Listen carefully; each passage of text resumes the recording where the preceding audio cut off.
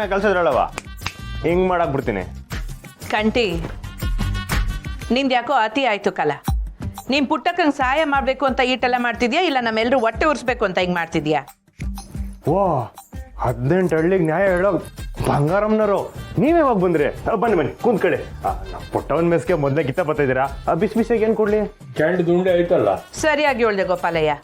ಮಾತ್ನಾಗೆ ಬೆಂಕಿ ಉಂಡೆ ತಿನ್ನಿಸ್ತಾವ್ರೆ ಅತ್ತೇನು ಅಳಿಯನುವೆ. ಇದಕ್ಕಿಂತ ಇನ್ ಬಿಸಿ ಏನ್ ತಿನ್ನೋದು? ಸಿರಿ, ಅಮ್ಮವ್ರು ಯಾವತ್ತು ಮೆಸ್ನ ಕುಂತು ತಿಂಡಿ ತಿಂದಿಲ್ಲ. ತಿಂತಾರೆ ಬಿಡವ, ನಿನ್ ಕೈ ರುಚಿನ ಅವರು ಹೊಸಿ ನೋಡ್ಲಿ.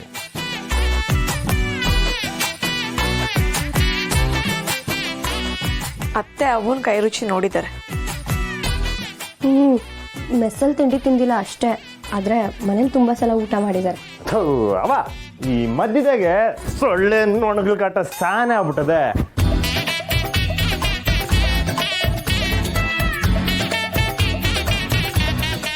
ಏನ್ ನೋಡ್ತಿದೆ ಬಂಗಾರಮ್ಮನವ್ರೆ? ಕುಂತ್ಕೊಳ್ಳಿ.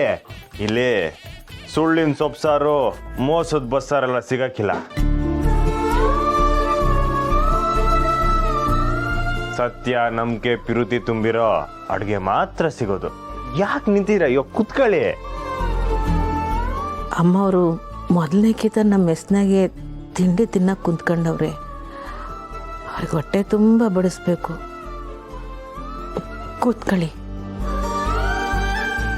ಅಪ್ಪ, ಬಂಗಾರಮ್ಮನ ಬಂದಾರಂತ ಬಿಗ್ ಮನ ಬಿಡಕ್ ಹೋಗ್ಬೇಡ. ಸಿಗೊತ್ತಿರ್ಲಿ. ಬಿಸಿ ಬಿಸಿ ಇಡ್ಲಿ ಬರ್ತದೆ.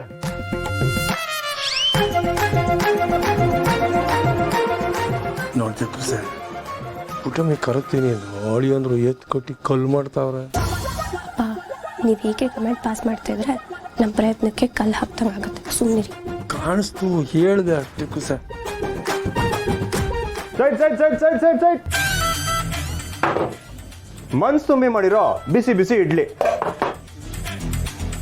ನೀತಿ ನಿಯತ್ತಾಕಿ ಚೆನ್ನಾಗಿ ಕಾಯಿಸಿರೋ ಸಾಂಬಾರು. ನಮ್ಮ ಪುಟ್ಟವನ್ ಅಡುಗೆ ಆದ್ರೂ ತಿಂದು ಮಗಂತ ಸುಳ್ಳು ಹೇಳೋದಾದ್ರೂ ಬಿಡ್ತೀರಾ? ನೀತಿನಿ ಬಂಗಾರಮ್ಮನವ್ರೆ.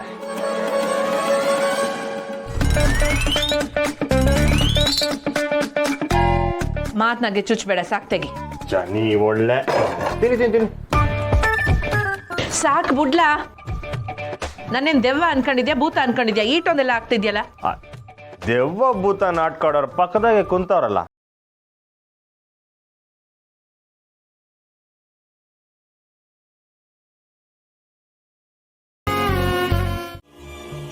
ರಾತ್ರಿಯಿಂದ ಊಟ ಮಾಡಿರ್ಲಿಲ್ಲ, ಅದಕ್ಕೆ ಆಯಾಸಕ್ಕೆ ಸ್ವಲ್ಪ ಸುಸ್ತಾದಂಗಾಯ್ತು. ಊಟ ಮಾಡ್ಬೇಕಲ್ವೇ? ತಲೆ ಸುತ್ತ ಕೆಳಗಡೆ ಬಿದ್ದಿದ್ರೆ ಏನ್ ಗತಿ?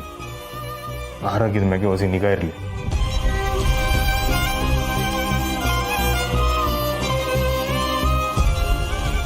ಥ್ಯಾಂಕ್ಸ್ ರೀ. ನನ್ನ ಮೇಲೆ ಕೋಪ ಇದ್ರು ಕೇರ್ ಮಾಡ್ತಿದ್ದೀರಾ. ಈಗ ಬಿಡಿ, ಆಸ್ಪತ್ರೆಗೆ ಹೋಗ್ಬೇಕಾ? ಬನ್ನಿ ಹೋಗಮ್ಮ, ಬನ್ನಿ. ಈ ನೆಪ್ತಲ್ಲಾದ್ರೂ ಭಾವಂಗೆ ಸ್ನೇಹಕ್ಕ ಮೇಲಿರೋ ಕೋಪ ಕಮ್ಮಿ ಆಯ್ತಲ್ಲ, ಅಷ್ಟೇ ಸಾಕು.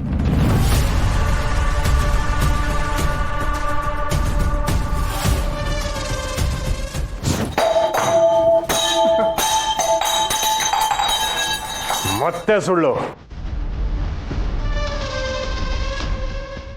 ಕೋಪ ಕಡಿಮೆ ಮಾಡಕ್ಕೆ ತಲೆ ಸುತ್ತ ಅಂತ ನಾಟಕ ಆಡಿದ್ದೀರಾ? ಇಲ್ಲ ರೀ, ನಿಜವಾಗ್ಲೂ ನನಗೆ ಸುಸ್ತಾಯ್ತು. ಮಾತಾಬೇಡಿ. ಮೋಸ ಮಾಡಕ್ಕೆ ಎಲ್ಲೋ ಸೇರ್ಕೊಂಡು ಮಾಡಿರೋ ನಾಟಕ ಇದು. ಅಯ್ಯೋ ಕಂಟಿ ಅವ್ರೆ, ತಿಟ್ವಾಗ್ಲೂ ಹಂಗೆಲ್ಲ ಏನೂ ಇಲ್ಲ. ನೀವು ತೋರಿಸಿದ ಕಾಳಜಿ ನೋಡಿ ಸುಮ್ಮನೆ ಹಂಗೆ ಹೇಳಿದ್ಲು ಆಟೆ. ಪ್ರತಿ ಕಿತ ನಿಮ್ ಸುಳ್ಳು ನಂಬಕ್ಕೆ ನಂಗೇನು ಬುದ್ಧಿ ಇಲ್ವೇ?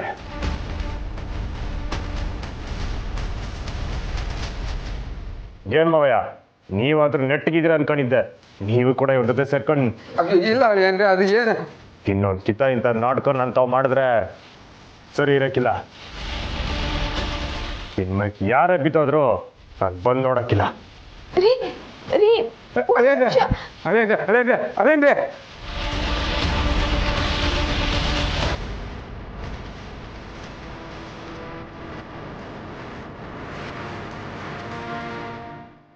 ನೋಡಿದ್ರ ಅಕ್ಕ, ನಾನು ಹೇಳಿದ ಒಂದು ಸುಳ್ಳು ನನ್ನನ್ನೇ ಹೇಗೆ ಸುತ್ಕೊಳ್ತಿದೆ ಅಂತ. ಇನ್ಮೇಲೆ ನನ್ನ ಕಂಠಿ ಅವ್ರ ಹತ್ರ ನಿಜ ಹೇಳಿದ್ರು ಅವ್ರು ಅದನ್ನ ನಂಬಲ್ಲ. ಹೌದು ಕಣವಿ, ಒಂದ್ಕಿಂತ ಮನ್ಸಿನ ನಂಬಿಕೆನ ಕಳ್ಕೊಂಬಿಟ್ರೆ ಅದನ್ನ ಪಡ್ಕೊಳ್ಳೋದು ಯಾರೇ ಕಷ್ಟ ಅನ್ನೋದು ಈಗ ತಿಳಿತೈತೆ. ಹೇಗೋ ಬಾವ ನೀನು ಆರೈಕೆ ಮಾಡ್ತಿದ್ರು, ನಾನು ಮಾತಾಡದೇ ಇದ್ದಿದ್ರೆ ಎಲ್ಲ ಸರಿ ಹೋಗಿರೋದು. ನನ್ನಿಂದಾನೆ ಮತ್ತೆ ಅವ್ರ ಕೋಪ ಜಾಸ್ತಿ ಆಗಿದ್ದು. ವಾಗ್ಲಿ ಬಿಡವಿ, ನೀನು ಅದಕ್ಕೆಲ್ಲ ನೊಂದ್ಕೊಳಕ್ಕೆ ಹೋಗ್ಬೇಡ. ಸ್ನೇಹ ಊಟ ಮಾಡಿದೆ ಸುಸ್ತಾಗ್ಬಿಟ್ಟವಳೆ, ನೀನು ಹೋಗಿ ಊಟ ತಕೊಂಬ. ಬೇಡ ಅಕ್ಕ, ನನ್ನ ಗಂಡನ ಮನಸ್ಸು ನೋಯಿಸಿ ನಾನು ಹೇಗೆ ಊಟ ಮಾಡಲಿ? ಕಂಟಿಯವ್ರ ಕೋಪ ನಿನಗೆ ಗೊತ್ತಲ್ಲವೇ, ವಾರ ಕಳೆದ್ರೂ ಅವ್ರ ಕೋಪ ಕಡಿಮೆ ಆಗಕ್ಕಿಲ್ಲ. ಹಂಗಂತ ಇಡೀ ವಾರ ನೀನು ಉಪವಾಸನೆ ಇರ್ತೀಯಾ? ಅಕ್ಕ, ಬಾವನ್ ಕನ್ವಿನ್ಸ್ ಮಾಡಬೇಕು ಅಂದರೆ ನೀನು ಸ್ಟ್ರಾಂಗ್ ಆಗಿರಬೇಕು. ಇರು, ಊಟ ತರ್ತೀನಿ.